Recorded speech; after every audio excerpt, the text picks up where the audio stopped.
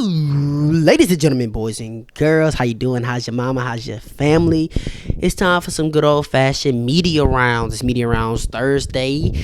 They came out yesterday. I'm going to react to the people who I care about. Fuck it. And who y'all will care about the most. Some of y'all ain't gonna care about, but I care about them. I want to hear what they got to say. I know UFC media is horrible and they ask ridiculous questions that don't really matter. So I'm going to try to filter through the questions that are worth the fuck, to be honest. And we'll just react to those and have those in the video. I want to start off with Bryan Battle. Cue the picture. I'm going to do it every time. I want to start with Bryan Battle. Battle, determined to finish Randy Brown one way or another at UFC 10. Shout out to MMA Junkie. It's an MMA Junkie vid. Original link to the video is down in the description. Without further ado, let me react to like only I could do. How's everyone doing today? I'm doing great, Bryan. Well, right in the front right here.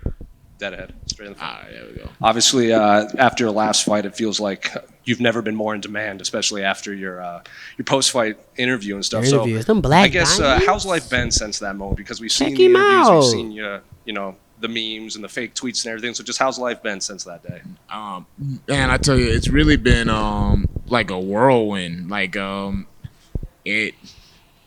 it's been nonstop. You know what I'm saying? It's really it's been a blessing. You know what I'm saying? It's like everything I've worked for really coming to fruition. You know what I'm saying? It's like I really have the chance to really like really take my career to the next level. You know what I'm saying? So it's been really cool. The fans have been amazing. The memes and the Instagram reels have been crazy. You know what I'm saying? There's a new one every other day. So it's been a lot of fun. How soon after that did you notice it? Because obviously leading up to that, you've been on a tear in the octagon, but it took you cussing out an entire nation to kind of become this big kind of like in-demand fighter. Well, I tell you, going into that fight, I really felt like I was teed up just with the way that they were like, you know, on social media, like kind of like subliminally like pushing me. I felt like I was teed up to really pop off and take things to another level. But Yeah. you know, life is crazy, you know what I'm saying? And so now it's like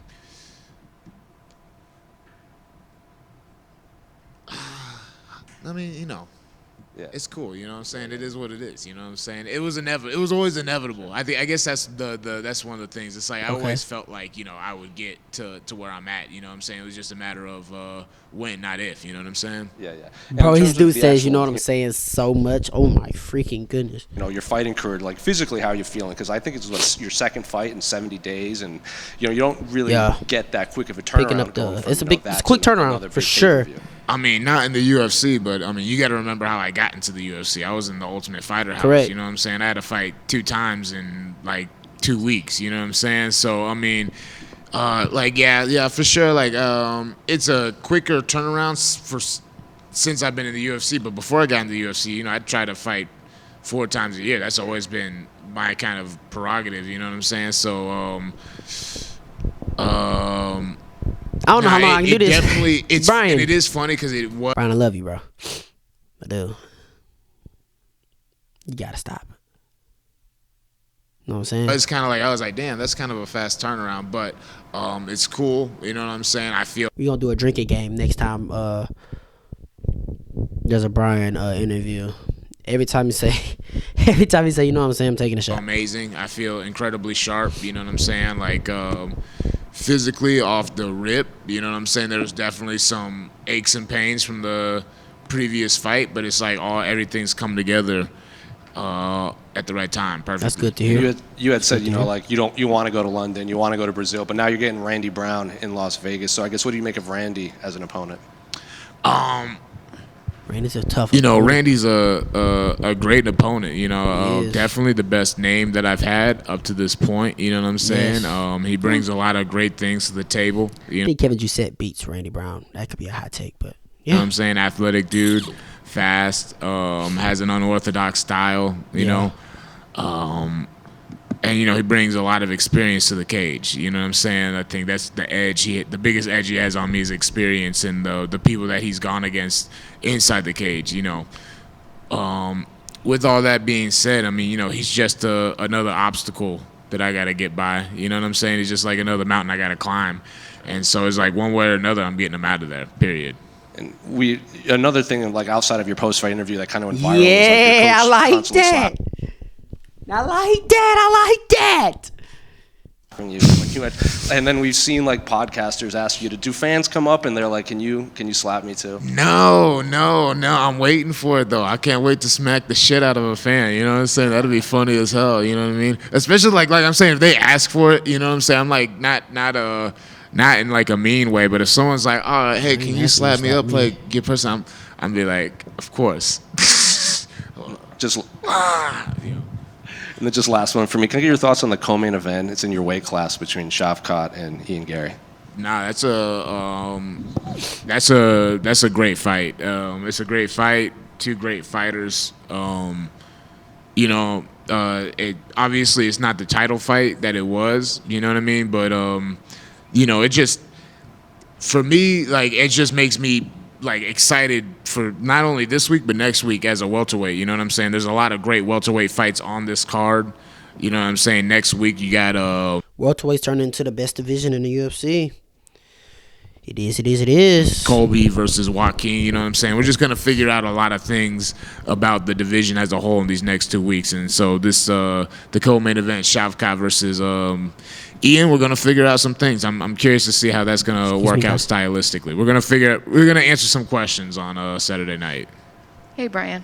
Hey, how you doing? Good. I just have one for you. Fans always make a big fuss about the order of a card, where fights are on cards. Does it really matter to you guys, outside of maybe co-main and main? That's a good question. Does it really matter where on the card you guys are? Matters to me. I think so. For Tell me, the truth. like with this one being a pay-per-view, like it would be kind of cool to say I was on the main card, just because I've never been on the main card of a pay-per-view before. Really? But I've always said unless you're the main, I even say this for like regional cards, unless you're like the main event on a UFC card, like let me be the first fight. You know what I'm saying? Like I'd rather go in, bang it out, and then leave. You know what I mean? I'll say the other thing is, you want to be there when people are there, but me personally, no. You know what I'm saying? Like we're gonna fight. You know what I'm saying? It is what it is.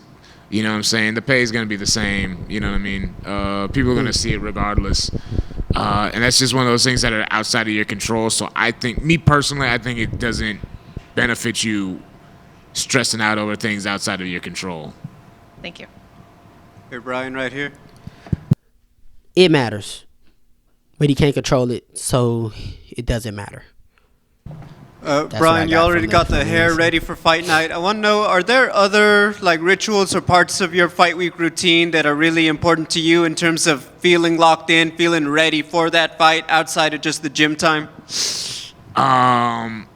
Well, at this stage, like it's like isolation. Like I isolate a lot. You know what I'm saying? I start to like kind of like push myself away from people. Just because of where I have to be at mentally. You know what I'm saying? Where I got to be here. There can't be any distractions. You know what I mean? So. Like I just say, like I get progressively more and more isolated as the fight comes up. But besides that, no, I got my hair cut. I got my dyed hair. You know what I'm saying? I got my drip on. You know what I'm saying? I'm feeling good. You know what I'm saying? You feel good. You fight good. You know what I'm saying? You fight good. You get paid good. You feel me? So that's all. I don't know why this guy's hilarious to me. It's like he's trolling. He's like a meme guy. But like I also feel like he's dead serious. What I'm trying to do. But he got that little smile on his face, like that little, like he feeling himself, like he popping his shit on the slick. You know what I'm saying? Like, Hey Bryan, you recently what I'm got saying? that samurai Pooh Bear. Right damn here, it, Bryan. see? You recently This got is why that you can't be samurai doing Pooh that. Bear tattoo. Is that supposed to be a representation of your transition from Pooh Bear to the Butcher? Or is there a deeper meaning behind that tattoo? No, more or less. Basically, I mean, the way it started, like, I've got all my tattoos done by one person, and he just like thought it was like a cool T-shirt design. He was just sending me pictures. There's a couple other ones like like one where like Pooh Bear actually had like some like butcher knives, but that Samurai Pooh Bear, you know, like I mean, you see you got the dragon on the arms, you know what I'm saying? I got the lotus flowers on my other arm, you know. I'm a big Eastern culture guy. I'm a big samurai head, so I saw the Samurai Pooh Bear, and I was like, that's perfect. You know what I'm saying? I need that on me. You feel me? So This dude is. yeah, no, it's definitely This dude.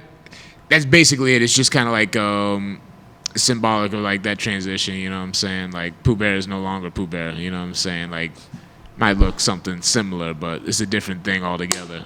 Yeah, Pooh Bear turned into a killer now. Yeah. Bryan, you've represented Team Volk perfectly since winning the Ultimate Fighter. I know I you like learned a this lot guy. with your time with I the like champ. this Do you guy, both so keep I- in touch, and would you ever I do. consider having him in your corner?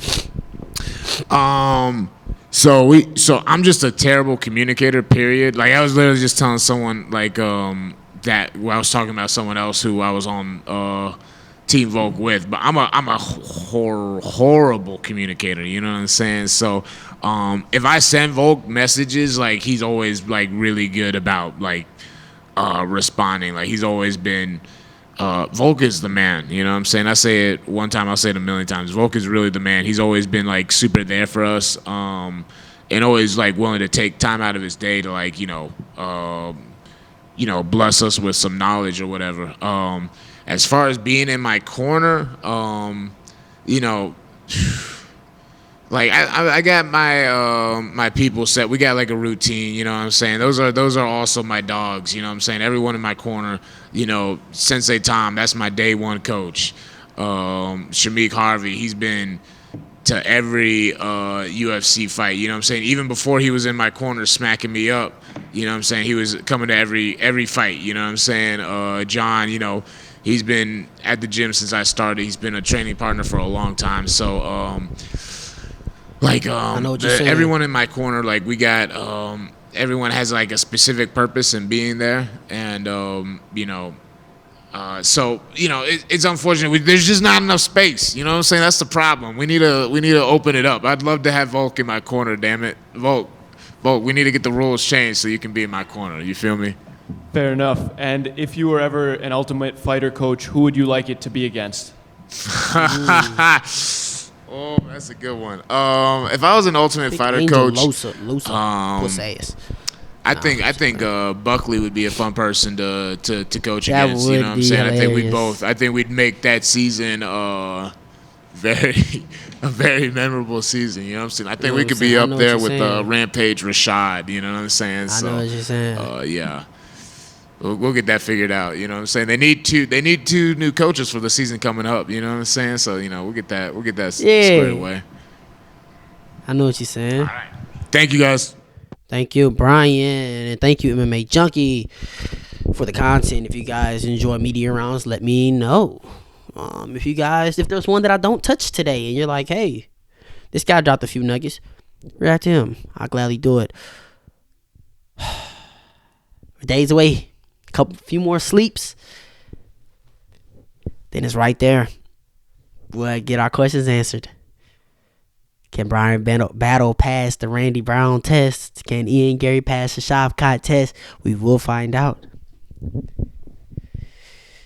Thank y'all for tuning in. Share this to somebody. Suggest them. Let them know, hey, there's a new guy on the block. It's pretty cool. I appreciate that. Like, comment, subscribe. Help out that algorithm. You ain't got to go home, but you got to get up out of here, man. I hate.